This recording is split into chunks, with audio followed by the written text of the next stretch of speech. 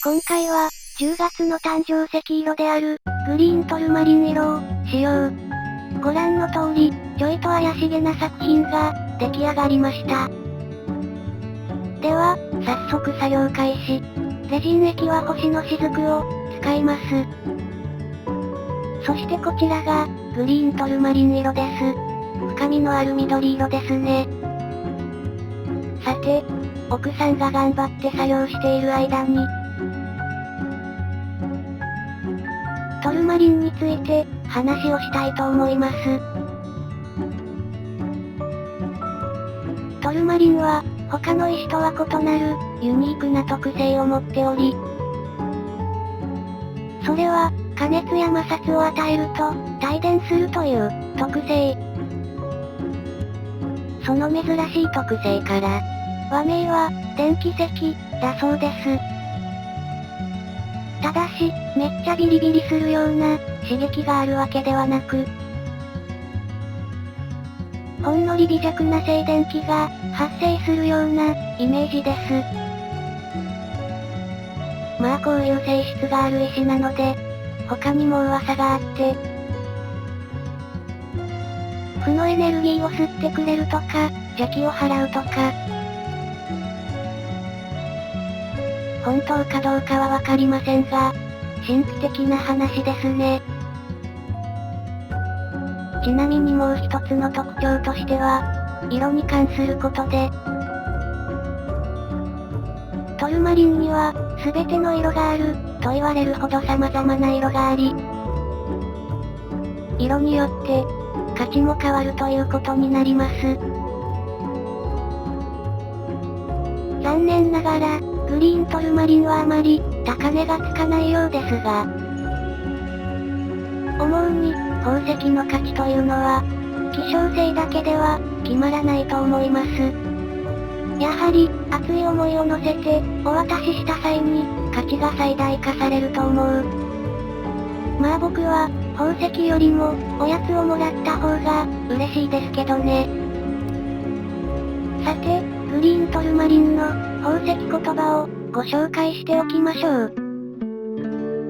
リラックスや、聡明など、いくつかあるようです。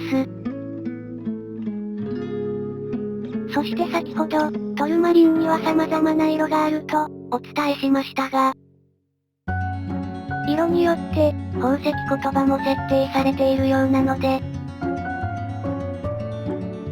興味のある方は、ぜひ調べてみてください。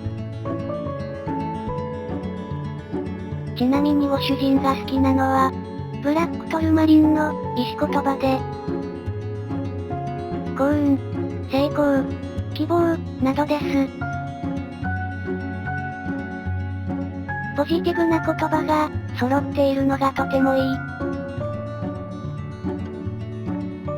まあ、ご主人の好みの色の話はさておき、コードと人生についてもお伝えしておきましょう。トルマリンのコードは7から 7.5 で、人生は5から6。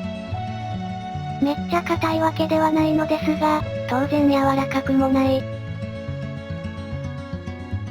そのため保管する際は、少し注意する必要がありそうです。というわけで、トルマリンについてのお話は、ここまでです。続いて、作品についても、少しお話ししておきます。今回、いろんなパーツを使って、装飾しています。表面に使っているパーツは、100円ショップで購入したもので、裏面に使うパーツは、Amazon で購入したもの。整理整頓している時に、気づいたようですが、100円ショップは、セリアを利用することが、多いようです。でも最近は、天気が安定してないので、行ってないようです。おっと、すっかり失念していました。次回の作品予告のお時間です。次回も、誕生石色シリーズ、トパーズ色を、使います。画像ではちょっと見づらいかもですが、フックピアスとなります。やはり、球体はいいですね。ツヤツヤ感、溢れてますね。チャンネル登録して、動画を待っててくれると嬉しい。高評価やコメントも、励みになるので、よろしくお願いします。さて、お次は近況報告。みんな元気にしています。ただ最近ですね、住んでいる部屋自体が、傷んできました。まあ賃貸物件なので、劣化したら直してもらえばいいんですけど。連絡先がわかりにくすぎて、困ることがありました。さらに、いわゆる、たらい回しのような状態になりまして。ご主人は明日、また違う業者に、電話するそうです。まあそんな話はさておき、こちらがマジックステッキです。ちなみにこの杖は、100円ショップの、キャンプーで購入。こういう作品に、ぴったりのものですね。あとはこの2つのパーツを、つなげるだけです。今回の作品も、そろそろ完成です。そして今回のエンディングも、僕の可愛い姿が見られるので、最後の最後まで、見ていってくれると嬉しい。